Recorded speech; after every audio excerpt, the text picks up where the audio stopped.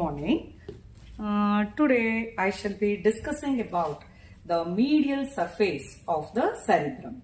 So let us understand this medial surface of cerebrum. If you take the diagram of the medial surface, the main structure which you are going to appreciate will be corpus callosum. So this is corpus callosum.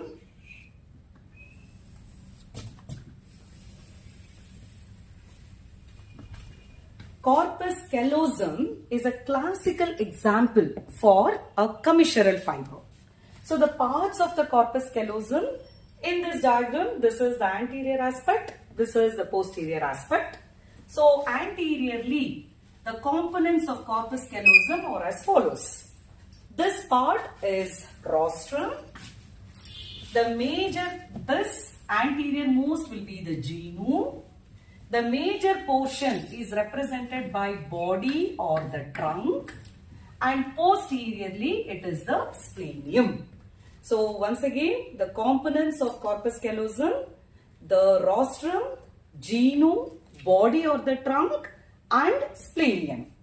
And present along the same direction as the corpus callosum, there is one more sulcus which runs, and this is the one which abruptly runs upwards and cuts the superomedial border of the cerebrum. So the name of this sulcus is cingulate sulcus, and corpus callosum and the cingulate sulcus, the area intervening between them is called as cingulate gyrus. The posteriorly, there is one more sulcus which is Y-shaped. The Y-shaped sulcus which is present over the posterior aspect, the common stem of the Y and the lower limb of the Y is the one what is forming the calcarine sulcus. So common stem of the Y and the lower limb of the Y. So this is calcarine sulcus. The upper limb of the Y is the parieto-occipital sulcus. This area which is present inferior to the calcarine sulcus is called as lingual gyrus. The area intervening between the two limbs of this Y-shaped sulcus is called as cuneus. And this gap, there is one more sulcus which is considered as the subparietal sulcus. The part in front of the cuneus is known as precuneus. And behind, in front of this precuneus is a lobule which is considered as paracentral lobule. And the conformation of this paracentral lobule is invariably by the dipping of the central sulcus of Rolando, which is predominantly appreciated over the superolateral surface of the cerebrum, and this is the one which comes and dips into this paracentral lobule. And the rest of the part which is present in front of the paracentral lobule is the prefrontal area, also known as medial frontal gyrus. For the sake of completion of the diagram, so this is the remaining segments which is appreciated, the rest of the medial surface of the cerebrum. So once again, the various components, the sulci and the gyri which are appreciated over the medial surface of cerebrum are as follows. Mainly corpus callosum. Corpus callosum will be separated from the cingulate gyrus by callosal sulcus. Then this is the cingulate sulcus. This is the calcarine sulcus. This is parieto-occipital sulcus. This is subparietal sulcus. And the gyri, lingual gyrus, cuneus, precuneus, paracentral lobule and the medial frontal gyrus, which can also be considered as the prefrontal area. And if we take this along with the brainstem, you are going to appreciate a important commissural fiber which is called as the commissure of fornix. So this is the commissure of fornix, and there will be a foramen which is known as interventricular foramen of Monro. And this space what you are seeing is the lateral ventricle, which is the cavity of the telencephalon. So the medial wall of this lateral ventricle will be formed by what is known as septum pellucidum. Then this region is the diencephalon, the various components of diencephalon, and the cavity of diencephalon is the third ventricle. And the anterior wall of the third ventricle is called as lamina terminalis. So the gyrus which is present adjacent to the lamina terminalis is called as the paraterminal gyrus. This area is the midbrain, anteriorly the crus cerebri. This is the cerebral aqueduct of Sylvius, and this is the tectum. And this continues as the fourth ventricle. So this is if the section is taken along with the brainstem. So this is the diagram which tells us about the various structures which are appreciated over the medial surface of the cerebrum.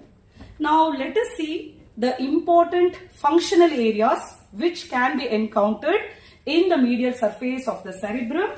So the most important one is area number 17, 18 and 19. So this will be present over the stem of the depth of the calcarine sulcus as well as adjacent lingual gyrus and the cuneus. So this is the visual area which will be appreciated in the occipital lobe. Area number 17, 18 and 19. The paracentral lobule, this is the one which is considered as the seat for defecation and micturition. The prefrontal gyrus, or this area is the one which is representing area number 9, 10, 11 and 12. So it is said that this medial frontal area or the prefrontal gyrus, it is the one which signifies the depth of an feelings of an individual. So it is basically concerned with the tactfulness, the foresight, the decision making, abstract thinking. So as it is vague, it is also considered as the silent area of the brain. And corpus callosum, this is the commissural fiber. So the cingulate gyrus which is contained in the cingulum, this is concerned with pathways circuit of emotional integration. So these are the important structures seen over the medial surface of cerebrum. So now let us try to appreciate whatever we had discussed over the medial surface of the cerebrum. The first structure which you should identify is this corpus callosum. So please see, this is the corpus callosum. This is the anterior part and this is the posterior part. To confirm which is the anterior and which is the posterior, appreciate the distance between the anterior part of corpus callosum and the frontal pole, posterior part of the corpus callosum and the occipital pole. So invariably, the distance between the posterior part of corpus callosum and occipital pole is greater than the anterior one. So this is the rostrum, this is genu, this is the body or the trunk, and this is the splenium. This is the callosal sulcus which is separating the cingulate gyrus. So this part is the cingulate gyrus. This is the cingulate sulcus, and the cingulate sulcus, you can see here, it is abruptly running upwards and cuts the superomedial border of the cerebrum. Then this is the Y-shaped sulcus which is seen over the posterior part. The common stem of the Y and the lower limb of the Y. This is called as calcarine sulcus. The upper limb of the Y is the parieto-occipital sulcus. This is the lingual gyrus. This is cuneus. This is precuneus.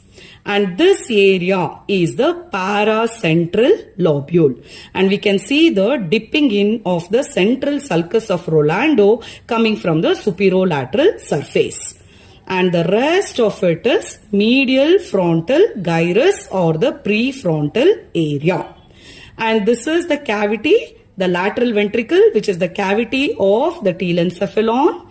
The septum pellucidum has been removed here. And this is the diencephalon. So the diencephalon, the cavity is the third ventricle. So let us summarize the various sulci and gyri appreciated over the medial surface of the cerebrum. So this is corpus callosum. This is the callosal sulcus. This is the cingulate sulcus. This is the cingulate gyrus, which is present between the cingulate sulcus and the callosal sulcus. This is the calcarine sulcus, the common stem of Y and the lower limb of the Y-shaped sulcus. This is the upper limb of the Y-shaped sulcus representing the parieto-occipital sulcus. So this is the lingual gyrus, this is cuneus, this is precuneus, this is paracentral lobule, and this is the medial frontal gyrus.